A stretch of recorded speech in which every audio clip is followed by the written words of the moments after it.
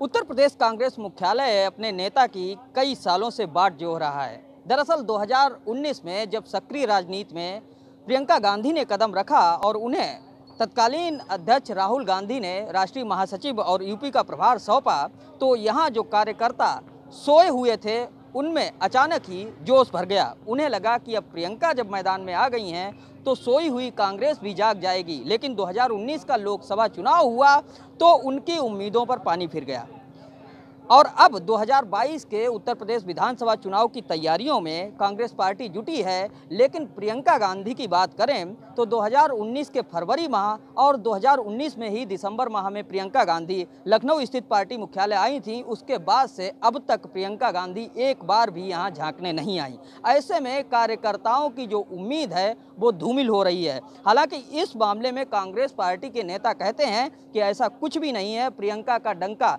बजा है। भले ही लोकसभा चुनाव में कोई करिश्मा न कर पाई हो, लेकिन विधानसभा उपचुनाव हुए उसमें पार्टी ने बेहतरीन प्रदर्शन किया। वहीं पंचायत चुनाव की भी उन्होंने बात सामने रखी। लेकिन असलियत यही है कि प्रियंका गांधी के आगमन का इंतजार कार्यकर्ता कई साल से कर रहे हैं। हालांकि उत्तर प्रदेश के विभिन्न जिलों में प्रियंका ने दौरे किए हैं, चाहे गंगा स्नान उन्होंने प्रयागराज में किया, हाथरस में एक दलित बेटी की जो हत्या हुई थी उसमें भी प्रियंका गांधी पहुंची, उन्नाव का भी दौरा किया। वहीं किसानों के लिए भी मैदान में उतरी, बिजनौर मथुरा में उन्होंने जनसभाएं की, सहारनपुर भी गई। लेकिन लखनऊ स्थित कांग्रेस मुख्यालय आज भी अपनी नेता की बाट जोह रहा है। पहले तो हमें आपत्ति है, डंका नहीं बजा। आपने कहा प्रियंका जी के आगमन के बाद आपने उपचुनाव देखा, 12% हमारा कांग्रेस का वोट बढ़ा और कांग्रेस ने सारी सीटों पे काफ़ी मजबूती से लड़ा, जिसमें 3 सीटों पे आर पार की लड़ाई कांग्रेस पार्टी ने सीधे लड़ा भारतीय जनता पार्टी से।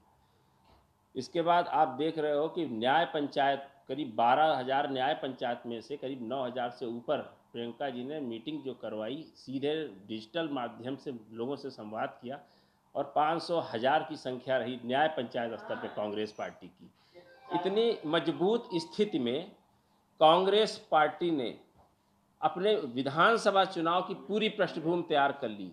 अभी पंचायत के चुनाव हुए, हम लोग पंचायत के चुनाव में कभी सक्रिय भूमिका नहीं निभाते रहे, पर हमारे 350-400 लोग पार्टी के मेंबर चुनाव लड़े और करीब 350 से ज़्यादा ऐसे लोग जो कांग्रेस पार्टी के पदाधिकारी हैं उन्होंने चुनाव लड़ा। और हमने डाटा जारी किया, क्योंकि ये चुनाव चिंबल पे नहीं था, तो हम मीडिया मैनेजमेंट प्लानिंग में जिस तरीके से भाजपा और आरएसएस के लोग करते रहते हैं हल्ला मचाते हुए, हमने नहीं मचाया। तो प्रियंका गांधी का ही डंका है। अब 2022 का इंतजार कीजिए, भारतीय जनता पार्टी को हम जड़ से यहाँ से समाप्त करके भेजेंगे। देखिए, प्रियंका वाड्रा जी उत्तर प्रदेश में पॉलिटिकल टूरिस्ट हैं और वो पिछले 1.5 साल से उत्तर प्रदेश में नहीं आई हैं। प्रियंका वाड्रा जी का टेस्ट तो उससे पहले अमेठी में हो चुका है। अमेठी वो एक ऐसी सीट रही है जिस पे लगातार कांग्रेस पार्टी जीतती रही, लेकिन प्रियंका वाड्रा जी ने जब उसका चुनाव प्रबंधन अपने हाथ में लिया तो अपने भाई को वो चुनाव हरवा बैठी है। तो वो प्रियंका वाड्रा जी के संदर्भ में उत्तर प्रदेश की जनता की राय क्या है ये अमेठी से पता चल चुकी है। कांग्रेस पार्टी उनको आगे लेकर के आना चाहती है तो बिल्कुल लेकर के आए। कांग्रेस पार्टी के दिन अब बहुत लगातार कम होते जा रहे हैं।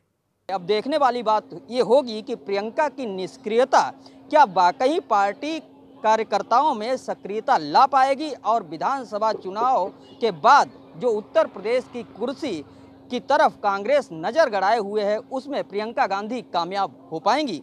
अखिल पांडे, ईटीवी भारत, लखनऊ।